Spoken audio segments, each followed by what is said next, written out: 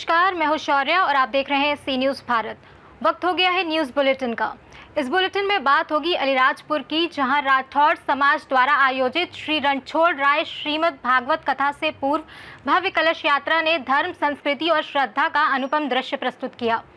इसके साथ ही बात होगी महाराजगंज की, जहां सोनौली सीमा पर नेपाल की हिंसा को देखते हुए सुरक्षा एजेंसियों को अलर्ट रहने के निर्देश दिए गए। ऐसी तमाम खबरों पर करेंगे विस्तार से चर्चा।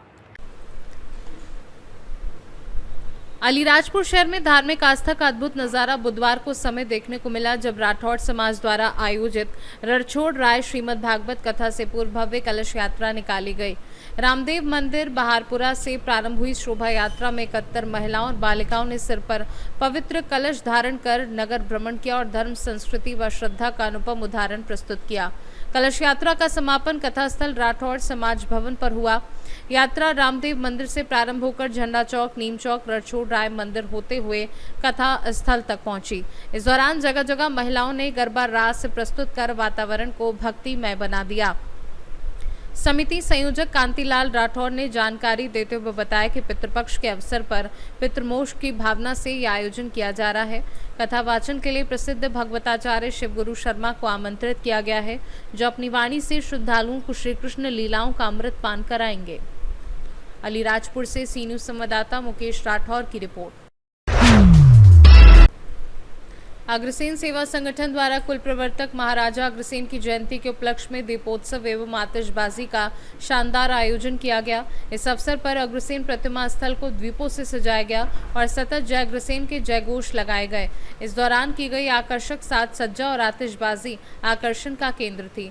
आयोजन में उपस्थित समाजजनों ने महाराजा अग्रसेन के 1 रुपया 1 ईंट के सिद्धांत के पालन की शपथ ली।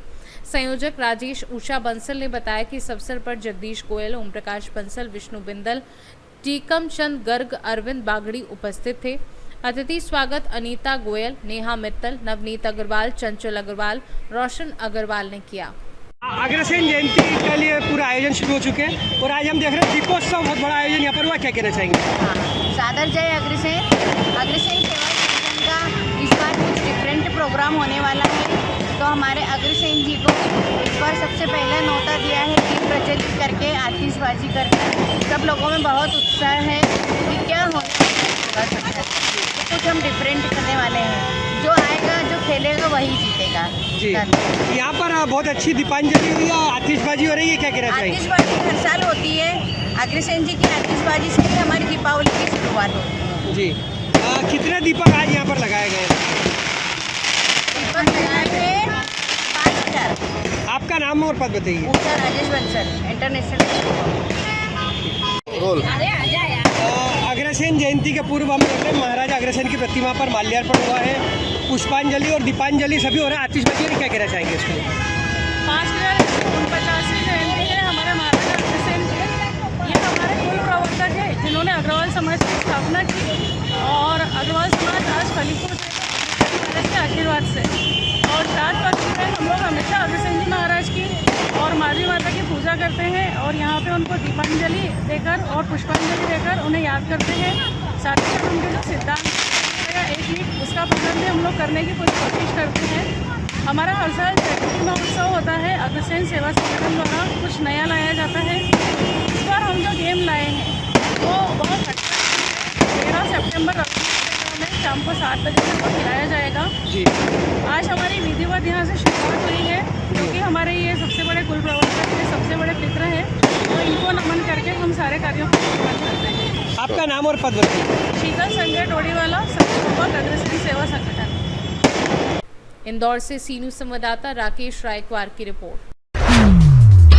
भारत के पड़ोसी मुल्क नेपाल राष्ट्र में चल रहे हिंसक विरोध प्रदर्शन के दृष्टिगत बुधवार को देर शाम कमिश्नर और डीआईजी महाराजगंज जनपद के भारत नेपाल के सोनौली सीमा पर पहुंचे और वहां की सुरक्षा व्यवस्था का जायजा लेने के साथ ही सीमा की तमाम सुरक्षा एजेंसियों के साथ बैठक की और उन्हें आवश्यक दिशा निर्देश दिए। एसएसबी अधिकारियों और नेपाल पुलिस के साथ भी बातचीत कर बॉर्डर के हालात की समीक्षा की गई। गोरखपुर के कमिश्नर अनिल ढींगरा ने बताया कि उत्तर प्रदेश सरकार ने कंट्रोल रूम नंबर जारी किया है और नेपाल से किसी भी पर्यटकों का फोन आता है तो उनसे संपर्क कर नेपाल से उन्हें सुरक्षित भारत में वापस आने का हर संभव प्रयास किया जा रहा है। देखिए मैं डीआईजी डीएमएसएसपी जो है, हम लोगों ने अभी जो है कस्टम्स और एसएसपी के सभी अधिकारियों के साथ बैठक किया है और हम लोग ये देख रहे हैं कि यहाँ पे कैसा है, तो यहाँ पे सब शांति व्यवस्था है हमारी तरफ और कहीं कोई दिक्कत नहीं। और अगर कोई एसएसपी ने बताया कि कोई अगर कंट्रोल रूम को कोई फोन आता है तो हम लोग प्रयास कर रहे हैं। सर, जो बाकी पर्यटक फंसे हुए नेपाल पे, उनको लेकर सुरक्षित लाने को लेकर किस तरह से बात चल रही है? ठीक है, जैसे आप जान रहे हैं कि कोई भी हमारे जैसे जो हमारे हेल्पलाइन नंबर है उनको कोई फोन आ रहा है तो हम लोग उनके वहाँ के जो नेपाल के इधर के काउंटर पार्ट है उनसे बात करके हर संभव प्रयास करते हैं। जो नेपाल से जो कैदी नीचे तो कर आप लोग कोई गाइडलाइन फैमिली से मिली कि तूने रिक्वेस्ट करके कोई भी नेपाल ना जाए? एडवाइजरी भारत सरकार की है, उसी का अनुपालन हम लोग।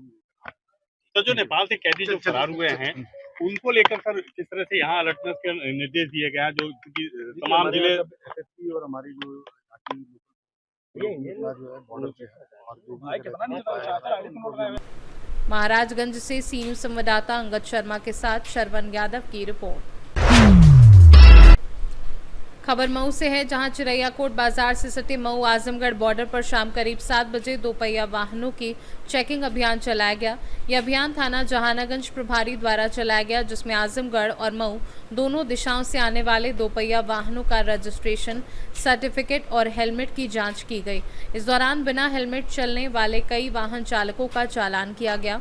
पुलिस ने सख्त हिदायत दी कि बिना हेलमेट किसी भी स्थिति में वाहन न चलाएं, अन्यथा आगे और भी कड़ी कार्यवाही की जाएगी। मऊ से सी न्यूज संवाददाता शशिकांत सिन्हा की रिपोर्ट।